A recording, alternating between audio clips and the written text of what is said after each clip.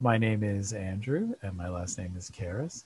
Um, I work in sort of the royalties side of the music industry, specifically at ACTRA RACS, which is uh, ACTRA, which is a union for recorded performers, AV and audio. And we have a division called RACS, which is the Recording Artists Collecting Society, and we pay royalties to performers who play on sound recordings.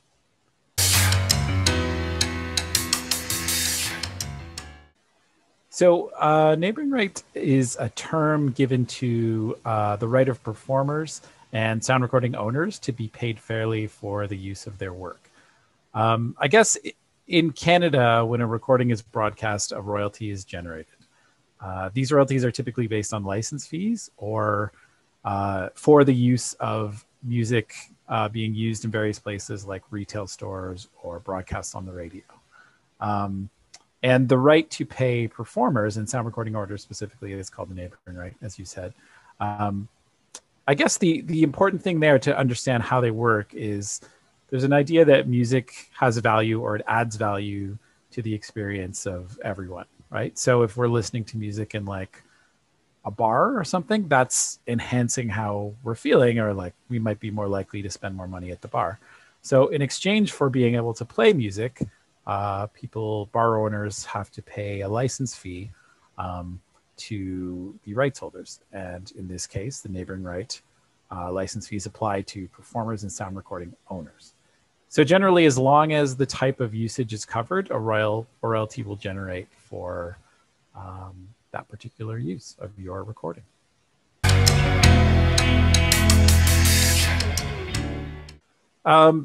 They're quite similar to songwriting royalties in the sense that it's triggered by the same type of usage. So the ones we associate with the organization SOCAN, who hopefully if you're watching this, you have heard of them before. But yeah, so in that sense, the royalties are triggered, as I said before, when something's broadcast or performed in public. So by broadcast means played on the radio or performed in public, like played in a bar or a restaurant or at a retail store. So songwriting royalties typically are generated from that usage. And then now what we call neighboring rights royalties are the same idea. They're generated from that same usage, but it's for a different set of people. So where songwriting royalties would apply to the artists who compose or write the music or the lyrics, the neighboring right royalty goes to the performers that appear on the sound recording, so the ones whose sounds we hear when we listen to music, and also the owners of the recordings, which are typically the record labels, or if you're an independent artist, a self-releasing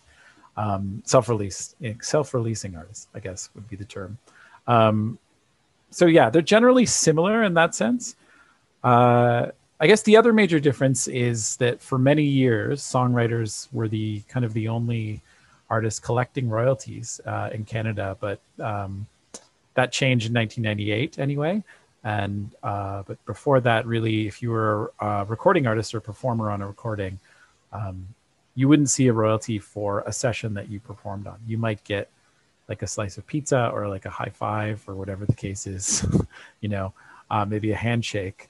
But that changed when this legislation was brought in. And as you said, Ben, before, the neighboring right it's an extension of what already exists for songwriters. So people said, hey, these songwriters are getting money when their songs are being broadcast. Let's do the same thing for the performers and the sound recording owners. You said mechanical royalties too in there, right? Correct, yeah.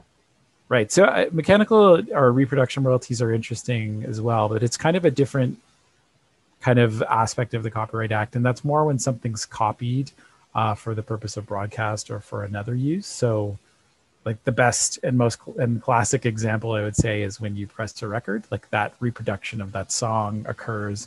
And each time that happens, it sort of results in a royalty being paid to the rights holders on that. But right now, there isn't really anything set up for performers directly.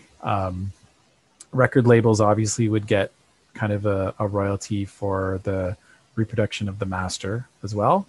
but there's really nothing for performers unless you are a type of performer that has a agreement with the record company and you're getting a royalty as part of your agreement with your label. If it's with ACTRA RACS, it would be the performers on a recording. So that can be anyone from like a named featured artist or the main members of a band, or it can be, session players as well. So the people that are kind of contributing a single part to one track. It can also be backing vocalists who are also considered session players. I shouldn't delineate in that way. It also would include, people like a remixer, as long as they're adding a performance, or a DJ if they're adding some type of performance to recording, or a producer. I mean, in the sense of someone who's making beats and like hip hop music. Yeah, there's a lot of terms, but it's really anyone who's performing on a recording, anyone who you can hear. Although we do also pay conductors who you can't technically hear, but they, have a impact on the recording itself. And in Canada, I guess just to be fair, there are 3 organizations that do collect these royalties. There's ACTRA RACS, obviously, and there's also an organization called MROC and Artistes.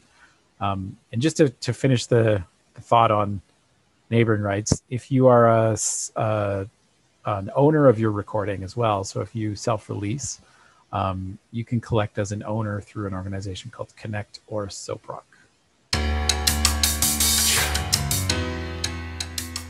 The easiest way, in my opinion, is to register online. It's pretty simple. It's like a 5-minute process. Usually once that is complete, then someone from the team gets in touch to provide some more details on and next steps.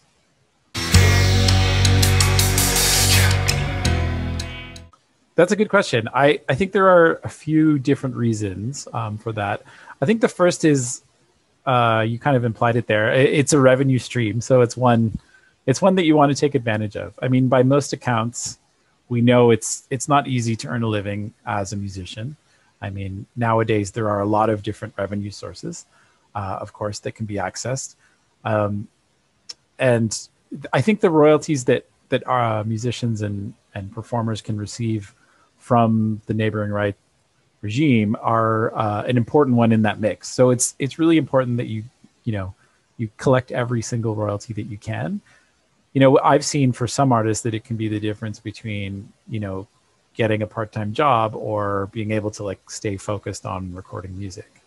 The other part of that is that artists who register, they do get connected to kind of a larger group of artists. I mean, we are a not-for-profit organization. We are there kind of here to support the performers. So kind of registering connects them to that group and also allows them to stay connected to the issues that may affect them around copyright in their home country. So, we're always sharing, information about what rights could be coming or what new royalties or revenue sources could be coming. And it's good to know in case it's important to you and you want to, add your voice to the conversation. I would imagine, I feel like it's been so long since I was doing any kind of music in real time or like in real life. So it feels so far away, but I think like maybe this is a negative thing, but the amount of admin that's involved and like getting into the industry, I think sometimes you don't necessarily anticipate that. And I think it's sort of like an offshoot of how easy it is to be able to record, music or release music. Like that was a difficult task, a lot of years ago. So now artists can do that all independently, but it takes all the admin, there's this kind of extra layer of admin that has to go into it, which, may be a negative thing. I think on the other side, I would say maybe like a positive surprise is like how much support there is in Canada for artists.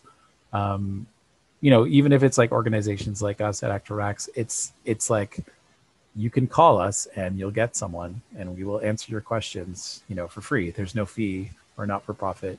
And there's so many other organizations like that I think Ben is gathering for everyone who's hopefully watching this.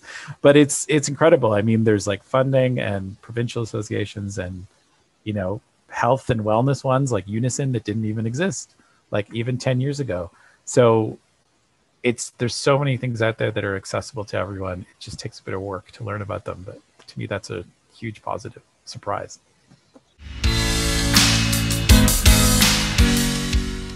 So when we work with artists, we help them to ensure that they're reporting to us all the titles that they perform on. And with that information, we kind of use it to match the usage data, you know, not only in Canada, but also from 40 territories around the world. So we're essentially we know that, you know, this musician played on these 20 tracks, and we're consistently monitoring all the usage, whether it be, you know, in on the radio or in retail stores and however that exists everywhere else. We're making sure that those recordings are covered and tracked so that we collect every last penny on behalf of the artists that we represent. The other side to like sort of stretch that idea is that, you know, we are, as I mentioned, we're a division of ACTRA, and that means we have a long history of protecting performers. So, you know, we work with ACTRA to advocate on behalf of performers and ensure that, you know, their rights are protected and that we can extend their rights where possible.